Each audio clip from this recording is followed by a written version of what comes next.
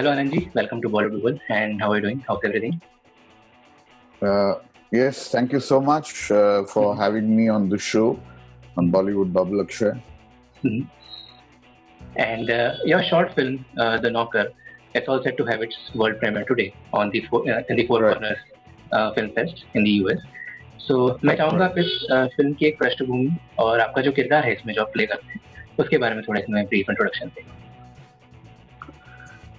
जी ये एक्चुअली ये लॉकडाउन से ही इंस्पायर्ड था और मैं कुछ कहानियां या कुछ एक्चुअल ट्रू इंसिडेंट्स के बारे में मैं पढ़ रहा था। तो अमेरिका हम्म, में बहुत सालों से एक आदमी अकेला रहता है अपने घर में हम्म, और अचानक उससे ऐसे लगने लगा कि उसके अलावा भी उस घर में कोई है हम्म, और अ, कुछ ऐसी बातें हुई जिसको उसको लगा कि शायद कोई है इस घर में और वो कहीं से कोई आदमी घुस आया होगा घर में हम्म, और बाद में उसको उसे कुछ आवाजें सुनाई देने लगी, कुछ ऐसी बातें होने लगी कि स्लोली ही स्टार्टेड बिलीविंग हम्म, कि उसके घर में कोई और है। तो हम्म, इस प्रेमाइस को लेकर मैंने ये फिल्म लिखी और मैंने लिखा इसको एक ऐसे घर में मुंबई में एक ऐसे घर में जो एक स्क्रीन प्ले राइटर का घर है जो जाहिर है मुझे ही करना पड़ा क्योंकि और कोई है ही नहीं इस जी, लॉकडाउन में। मुझे हम्म, लिखना भी पड़ा, मुझे इसमें परफॉर्म करना भी पड़ा और उसमें कैमरा भी मुझे ही ऑपरेट करना पड़ा क्योंकि कोई हम्म, था नहीं।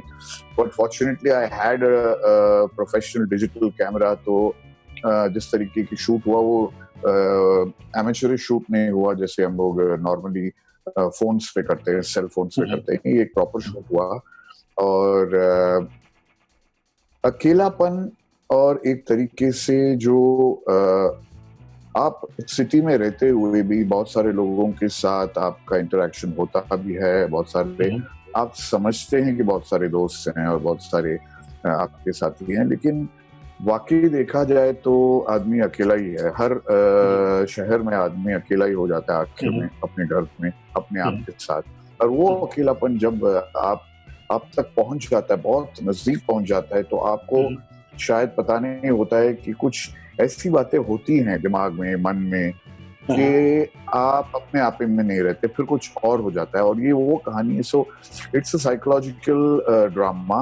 मैं हम्म, थ्रिलर तो नहीं कहूंगा, साइकोलॉजिकल मिस्ट्री कहूंगा इसको। हम्म, और थोड़ा सा एक्सपेरिमेंटल किया है, एब्स्ट्रैक्ट किया है, हम्म, क्योंकि मुझे I could afford to do that because यहाँ कोई ऐसे रिस्ट्रिक्शंस नहीं है शॉर्ट हम्म, फिल्म्स में। It can go all over the world and जितना आप उसको एक्सपेरिमेंटल, जितना आप उसको थोड़ा सा आउट ऑफ द बॉक्स बनाओगे, उतना ही वो अपील करता है दुनिया को। सो जी, दैट्स व्हाट इट इज। मैं आगे और बताऊंगा तो शायद लोगों का, देखने वालों का मजा हम्म, निकल जाएगा। तो हम्म, ये सिचुएशन है, ये आदमी है और ये जाकर आखिर क्या हो जाता है इस सिचुएशन का और इस हम्म, कैरेक्टर का। This is the story of the knocker. And so the way I see it इसमें मुझे एलिमेंट्स दिखते हैं एक साइकोलॉजिकल ड्रामा जैसे आपने कहा प्लस जी एक सॉर्ट ऑफ हाउस इन्वेजन अगर मैं इसे कह सकूं तो and plus an element of schizophrenia am I reading it right?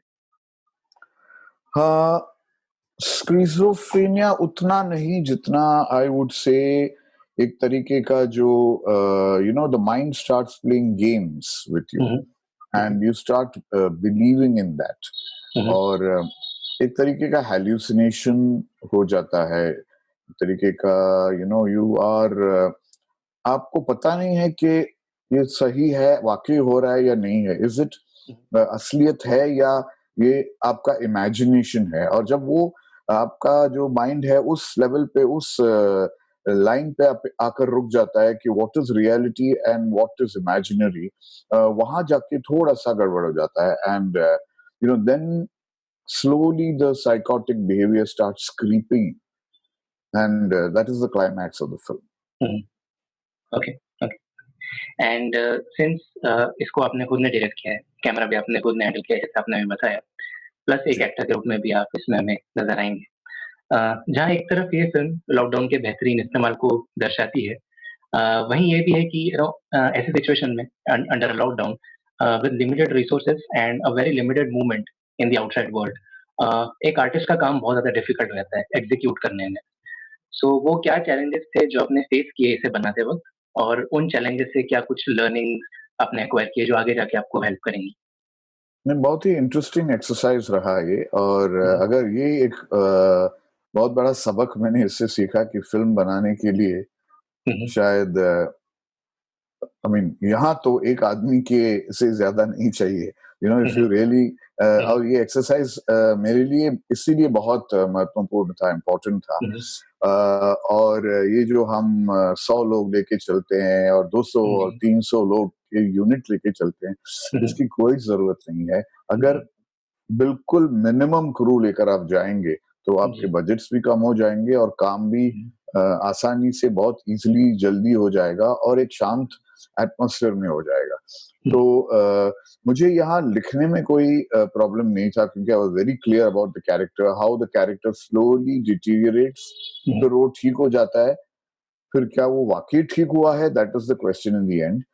और मुझे एडिटिंग में भी कोई प्रॉब्लम नहीं हो क्योंकि जिस तरीके से मैंने शॉट्स लिखे, वो पेपर में ही एडिट हो गए थे। सो मुझे मालूम था कि यहाँ मेरा क्लोज़अप आना है, यहाँ वाइड आना है, यहाँ मुझे एक मूवमेंट चाहिए कैमरा लेकर, यहाँ मैं खुद कैमरे के साथ चलूँगा और सो वो एडिट भी हो चुका था पेपर पर, मैंने लिखा भी था, स्क्रिप्ट भी हो गया था।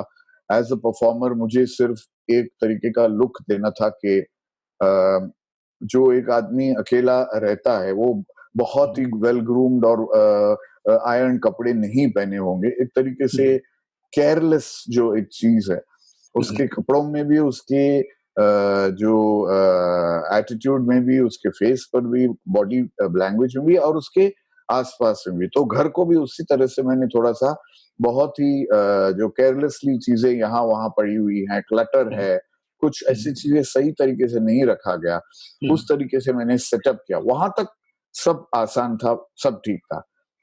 लेकिन कैमरा, जी। कैमरा कौन ऑपरेट करेगा? हुँ, हुँ, एंड चलो कैमरा आप ऑपरेट कर भी लें, सेल्फी हुँ, लेके जैसे चलते हैं। What about the focus? What जी। About the lighting? जो हुँ, लाइट हुँ, सही तरीके से आ रहा है, नहीं आ रहा है। तो हुँ, वहाँ हुँ, जाके मैं थोड़ा-सा मुझे वाक़ई मुझे बहुत मेहनत करनी पड़ी। तो हुँ, अगर मुझे यहाँ सपोज़िंग कैमरा आप हैं और मैं जी। यहाँ हूँ इधर, हुँ, हुँ, सो मुझे यहाँ से हट के इस पेन पर फोकस रख के मैं हुँ, वहाँ जाके कैमरा को चेक करता था। I hmm, used to adjust the focus over there. फिर हुँ, मैं हुँ, यहाँ आके पेन को हटा के मैं बैठ गया। So, you ji. know, that way I had to keep a proxy for the subject, go hmm, to the camera, adjust the focus and come. हुँ, और जहाँ मूवमेंट का सवाल है मैंने उतने मिनिमम डिस्टेंस पे नहीं रखा। मैंने कहा हुँ, एटलीस्ट एक मैक्सिमम डिस्टेंस मैंने ऐसे जी। कैमरा को ऐसे पकड़ा था हुँ, ताकि हुँ, वो आउट फोकस ना हो और फिर हुँ, मैं चलने लगा कैमरा के हुँ, साथ। तो ऐसा लगा कि एक हैंडहेल्ड कैमरा मुझे फॉलो कर रहा है और हुँ, हुँ, यहाँ मुश्किलात ये हुई कि लोगों को लगना नहीं चाहिए कि ये हाथ में कैमरा है और जी। ये चल के जा रहा है। तो ये जो पोस्चर है, इसके हुँ, बारे I had to be very careful कि ये पोस्चर ऐसा ना हो, ऐसा हो। हुँ, तो एक हुँ, आदमी अगर चल रहा है तो ऐसा चले कि वो ऐसे ही चल रहा है, कैमरा नहीं है हाथ में। सो हुँ, ये एक बहुत बड़ा चैलेंज रहा क्योंकि हुँ, मैं इसे स्टैटिक नहीं करना चाहता था। जी। मैं इसको मूवमेंट देना चाहता था, बहुत हुँ, हुँ, हैंडल मूवमेंट्स देना चाहता था। Hmm, so that was the big challenge और कभी-कभी मुझे शॉट्स चेक करने के बाद मुझे लगा कि नहीं ये ठीक नहीं हुआ है, तो मुझे फिर से हुँ, करना पड़ा।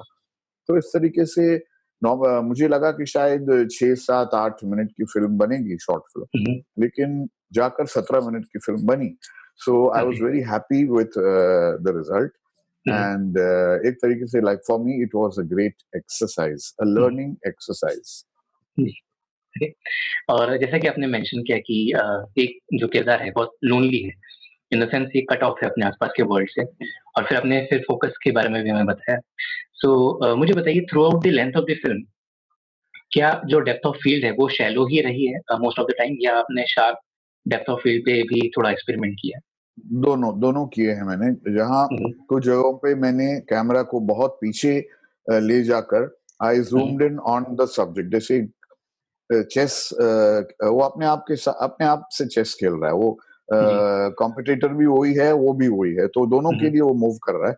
तो मैंने इस तरीके से रखा उसको कि कैमरा पीछे था, zoom on the subject and the thing, and we had a shallow depth of field behind. So I had a very powerful zoom lens. Fortunately एक ही लेंस था, लेकिन मुझे उसमें सारे मैग्निफिकेशंस मिल गए थे।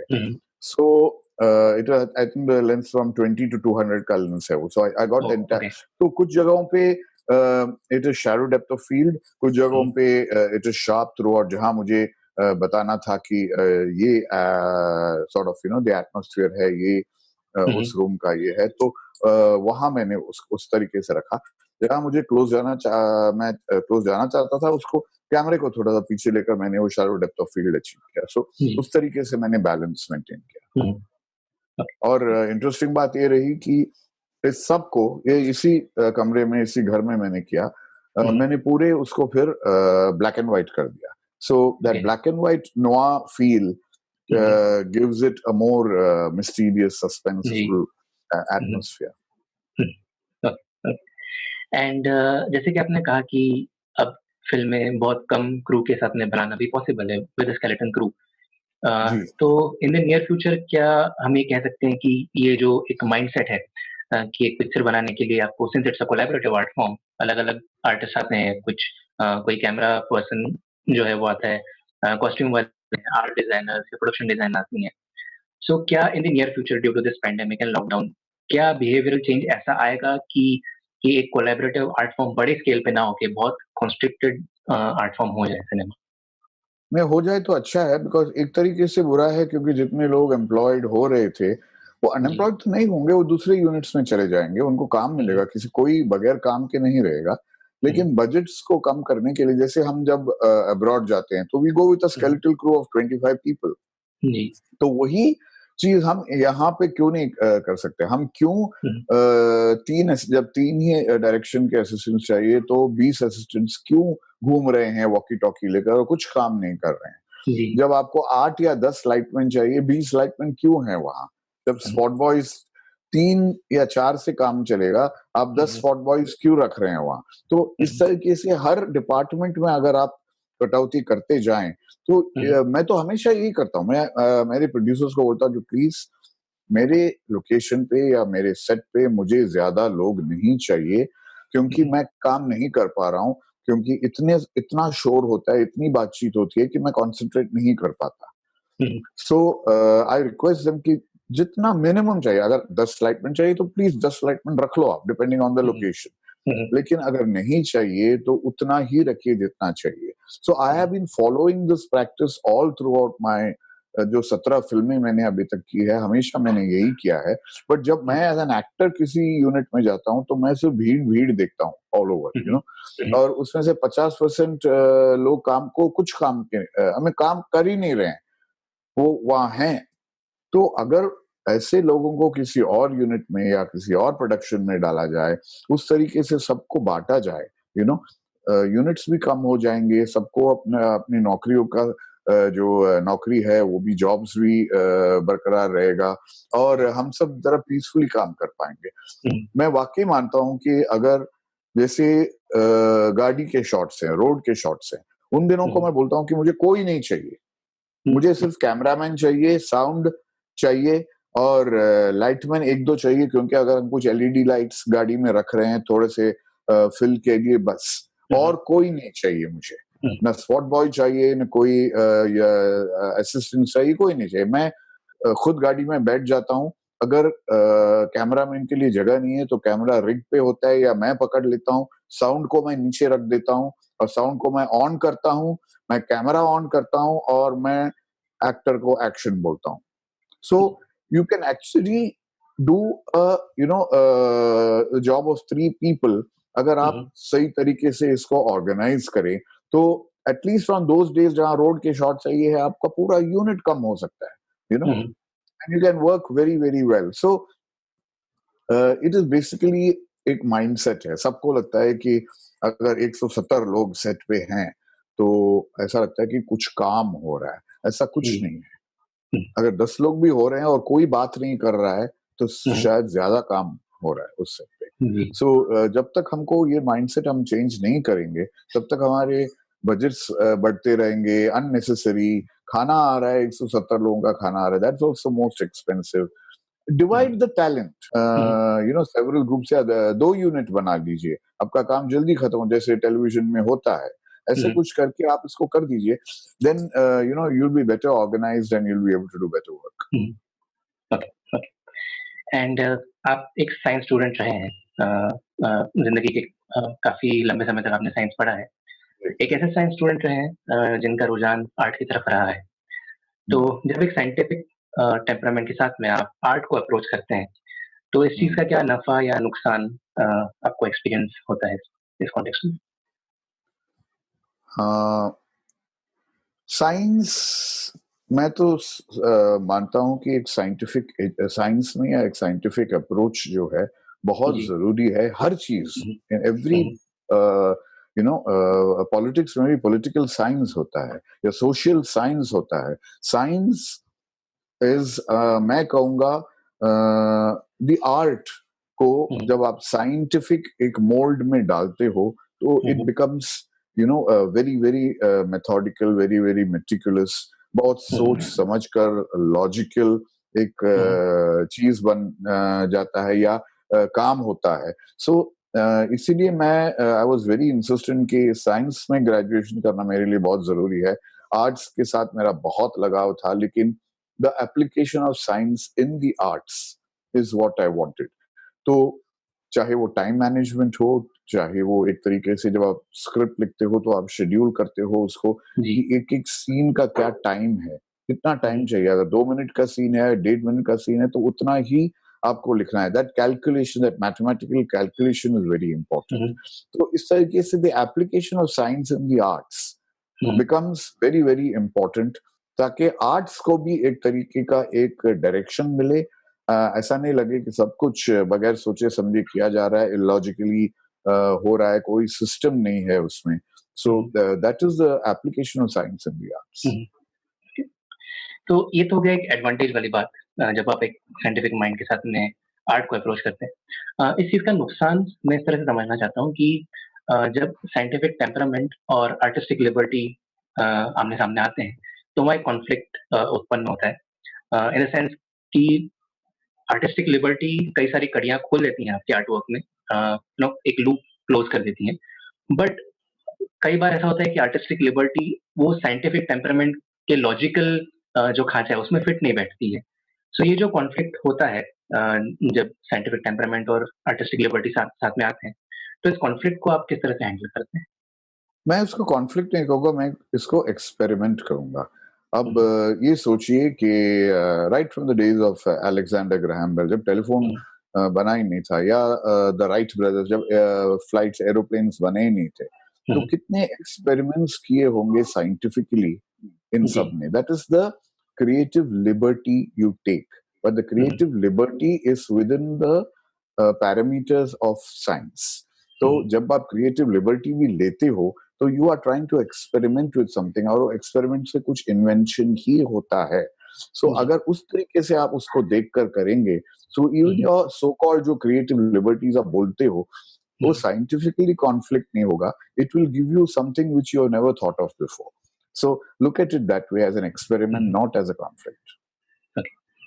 That's very well said. Actually, I didn't picture it that way, but yeah, it's a good क्योंकि इतने perspective. सारे जो साइंटिफिक इन्वेंशंस हैं, अब भी हम कर रहे हैं ना। अभी हम कोविड के वैक्सीन के ये कर रहे हैं, क्या कर रहे हैं, ट्रायल एंड एरर ही तो हो रहा है। इसके ऊपर ट्राई कर रहे हैं, उसके ऊपर ट्राई कर रहे हैं, लोग कह रहे हैं that is illegal, that is illogical, ये मत करो, देखो that failed, that person fell ill, it is not working. So क्या हो रहा है, within the scientific parameters you are taking some liberties. So within the artistic and scientific parameter, you take some artistic liberties. लेकिन इतना liberty भी नहीं लेके आदमी मर जाए, जो हमारे हिंदी फिल्मों में ज्यादातर होता है कि इतने लिबर्टीज जो आर्टिस्टिक लिबर्टी के नाम पे जो हम करते हैं, उसमें फिल्म मर जाती है और logic dies. That's what it is. So coming back, Bollywood में बीते कुछ सालों में एक नया वेव आया है बायोपिक्स का, मेन स्ट्रीम बॉलीवुड में। आपने खुद ने 2 अलग लैंग्वेजेस में 2 अलग बायोपिक्स बनाई हैं। हिंदी में गौर हरी दास्तान और मराठी में मी सिंधुताई सपकाळ, जो बहुत ही अपने आप में बेहतरीन फ़िल्म है। और मी सिंधु ताई सपकाल के लिए तो आपको नेशनल अवार्ड से नवाजा भी गया है। तो जी। मैं आपसे जानना चाहता हूँ क्योंकि आपने खुद ने बायोपिक्स बनाई हैं। मेन स्ट्रीम बॉलीवुड की जो बायोपिक्स हैं इनमें वो क्या एनोमलीज़ आपको नज़र आती हैं? या एज़ अ फ़िल्म मेकर वो क्या कुछ ऐसी चीज़ें हैं जो आपको लगता है कि ये बदलनी चाहिए या ये इम्प्रूव हो सकती हैं? देखिए, जहाँ तक बायोपिक्स का सवाल है, इसमें एक अनरिटन रूल ये होता है कि you have to be honest to the subject. चाहे हुँ, वो सब्जेक्ट ज़िंदा हो, चाहे वो सब्जेक्ट हिस्ट्री से हो। हुँ, जैसे मैंने फ़िल्म बनाई डॉक्टर अपना अ स स सिंधु ताई सपकाल, नहीं सिंधु ताई जी, सपकाल। सिंधु ताई सपकाल हैं, she is living in Hadapsar, उसका आश्रम है। तो जब मैं उनके पास गया उनके जीवन के राइट्स के लिए और जब मैंने वो फ़िल्म बनाई, तो मेरा फ़र्ज़ बनता है कि मैं इस लाइफ़ को बहुत सारे लोगों ने कहा कि आप उसके ऊपर डॉक्यूमेंट्री बना रहे हैं क्योंकि ये हो ही नहीं सकता कि आप इसके ऊपर फ़ीचर फ़िल्म बना पाएँगे क्योंकि जी, आप कैसे बना पाएँगे? तो ये हुँ, चैलेंज मेरे लिए ये था कि उसकी जो ज़िंदगी है, जीवनी है, उसको ड्रामेटिक करूँ हुँ, और डॉक्यूमेंट्री से हट जाऊँ। लेकिन हुँ, उतना ड्रामेटिक भी नहीं करूँ कि वो ऐसा लगे कि मैंने उसको एक तरीके से एक्सप्लॉइट किया है, एक तरीके से लाउड बना दिया है, क्रूड बना दिया है, हुँ, क्लीशेड बना दिया है, कंट्राइव्ड ट्रैपिंग्स मैंने यूज़ किए हैं। तो जब उन्होंने फ़िल्म देखा उनको लगा कि कोई हिडन कैमरा उसकी पूरी ज़िंदगी को साथ-साथ हुँ, फ़ॉलो किया है, उसको कैप्चर किया है। दैट इज़ जी, the honesty of a biopic.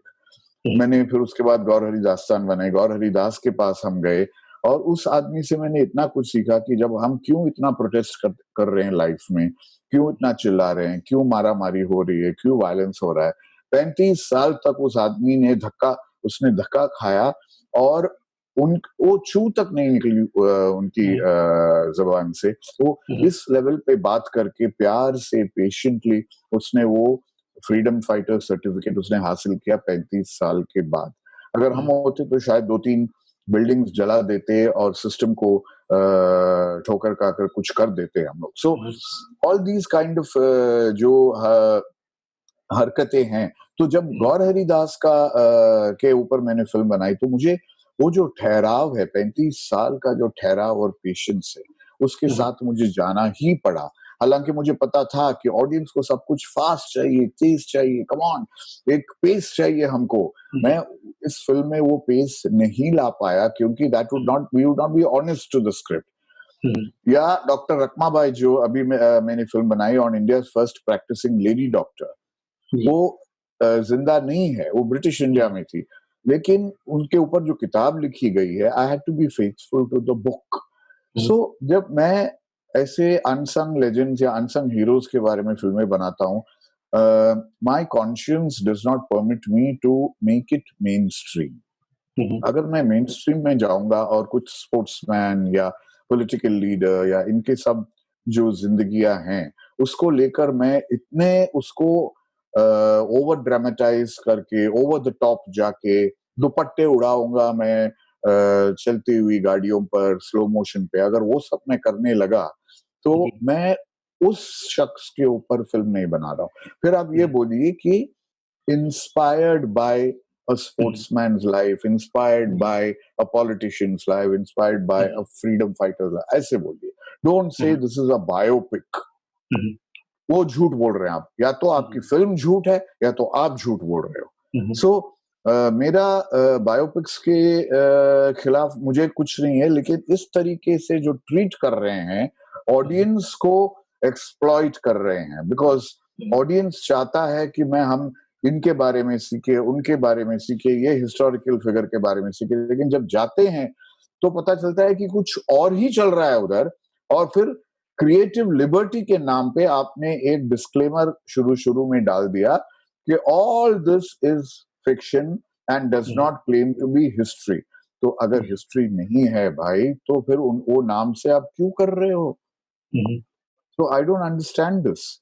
Hmm, So the so-called popular mainstream biopics are not biopics. They hmm, are just formula films जो हुँ, किसी के नाम को exploit कर रहा है.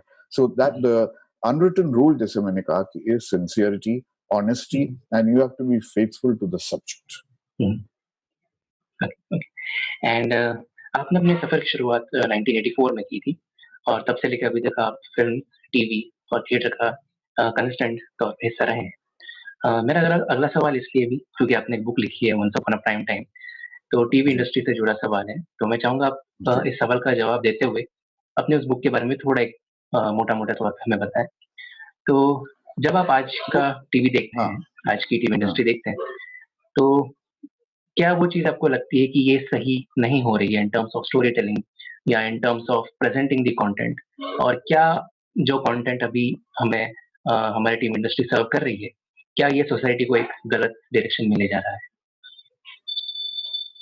सबसे पहले मैं अब हमारे जो व्यूअर्स हैं उनको एक प्रीव्यू या एक तरीके से एक पिक्टोरियल ये बताऊंगा कि ये किताब है और इसमें बहुत सारे फोटोग्राफ्स भी हैं जो रेयर फोटोग्राफ्स हैं, टेलीविजन के जमाने के फोटोग्राफ्स हैं। जैसे आप यहाँ देखेंगे Sharmila Tagore's first appearance on television जो मेरे टेलीफिल्म में उन्होंने किया था, फुल लेंथ सिंग।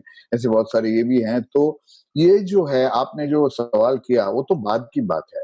ये जो 40 साल की जो जर्नी है, 40 साल का सफर जो है, क्यों हमें लग रहा है कि ये आज का जो टेलीविजन है वो शायद सही नहीं है या गलत दिशा में जा रही है, या क्यों? क्योंकि इन जो पहले 20 साल थे 84 से लेके कम से कम 2000 तक, जो न्यू मिलेनियम हम कहते हैं, तब तक जो लोग टेलीविजन से जुड़े हुए थे वो सारे फिल्म मेकर्स थे, फिल्म डायरेक्टर्स थे।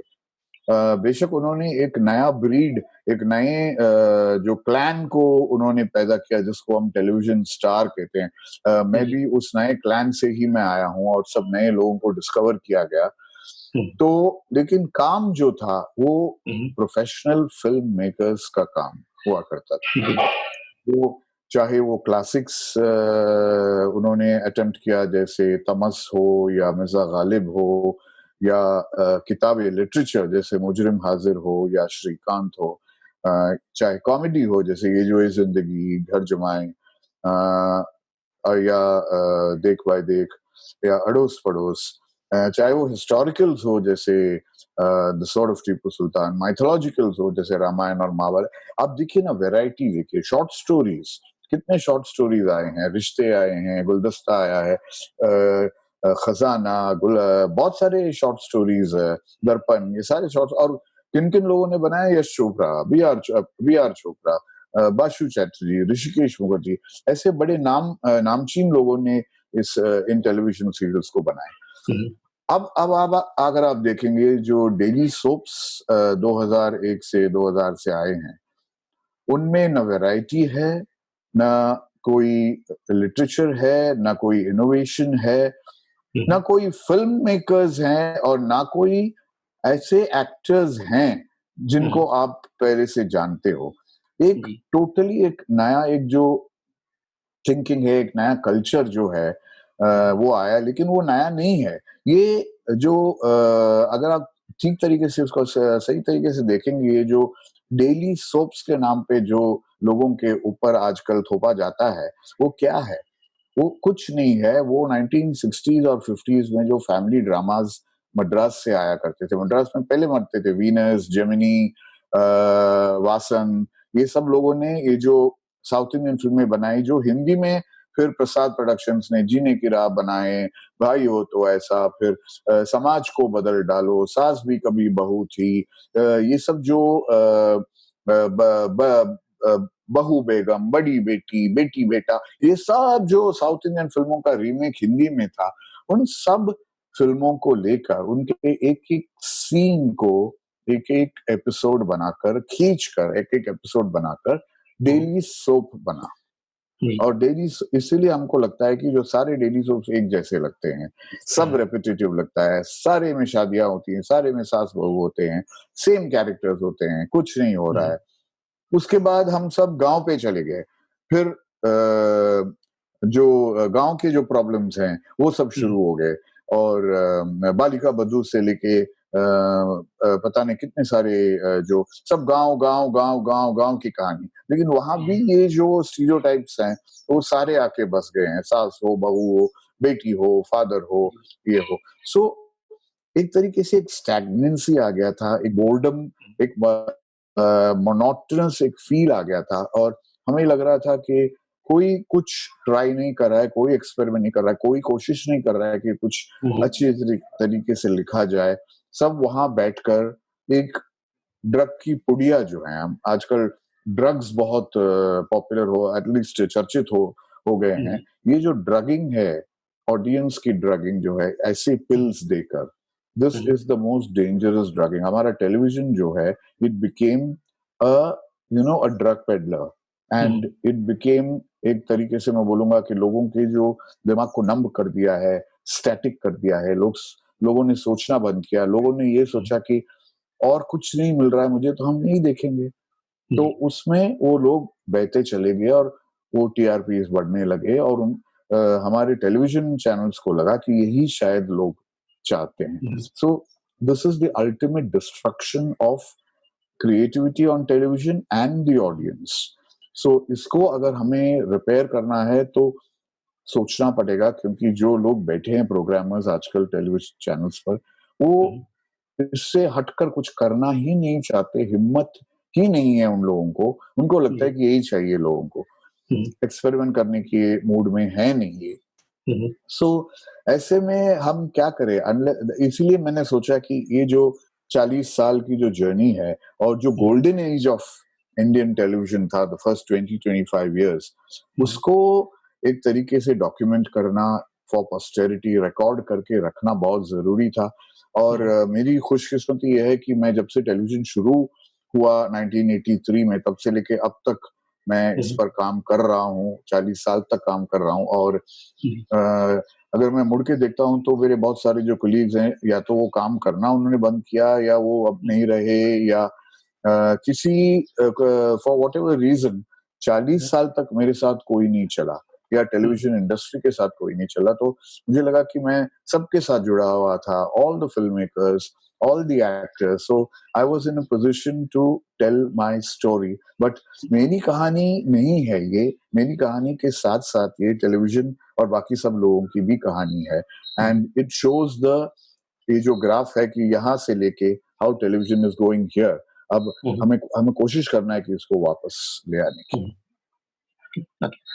एंड लास्टली आपकी एक और फिल्म बिटर स्वीट भी बन के तैयार है रिलीज के लिए।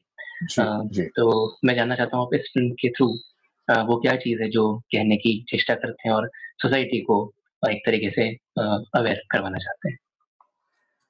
मैंने हमेशा कोशिश किया कि मेरी जितनी जो पिछले 7 फिल्में हैं, स्टेइंग अलाइव, रेड अलर्ट जो नक्सल्स के ऊपर था, सिंधु ताई सबकाल जो एक ऐसी औरत के ऊपर की कहानी है जो बच्चों को लेकर उनको एक जिंदगी देती है, जो बच्चे सड़क पर छोड़े जाते हैं उनको लेकर एक जिंदगी देती है, वो अपनी ही जिंदगी को रिस्क पे लगा के, दाव पे लगा के।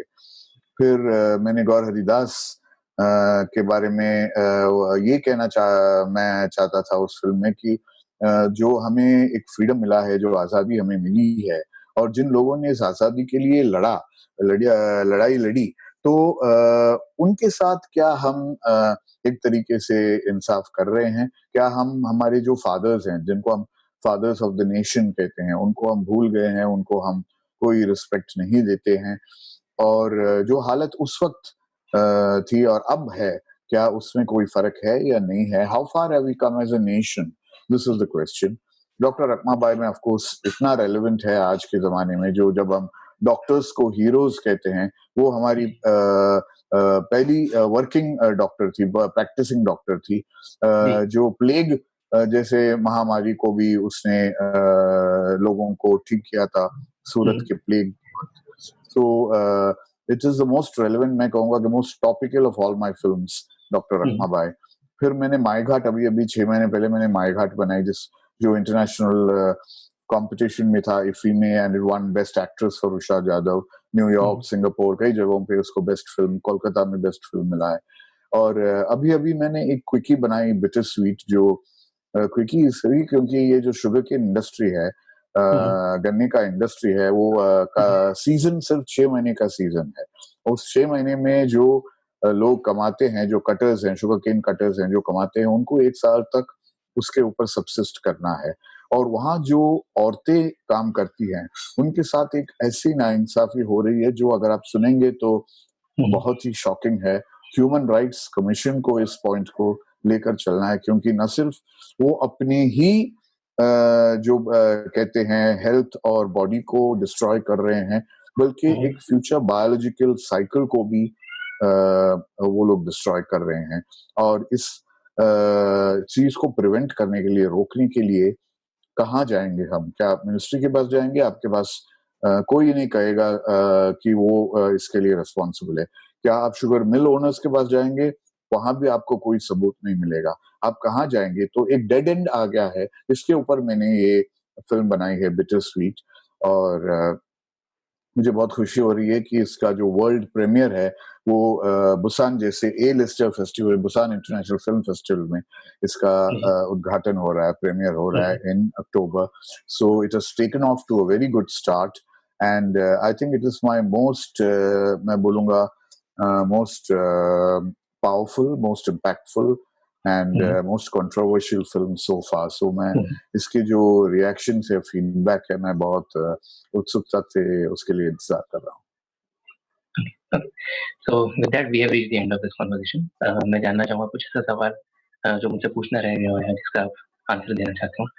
नहीं, आई थिंक आपने जो कवर करना था बहुत कुछ अच्छी तरीके से संक्षेप में आपने सब कुछ कवर किया है। And I wish you Akshay, I wish you Bollywood bubble all the best.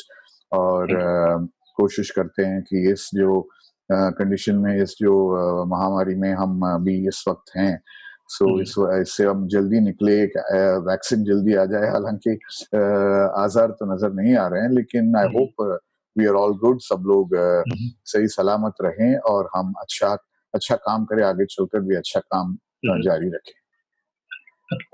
So on that note, thank you so much for talking to us, Anandji, and I wish you all the best for The Knocker, Bittersweet, and all your upcoming projects. Okay? Thank you. Please take care. Bye bye. Thank you. Thanks.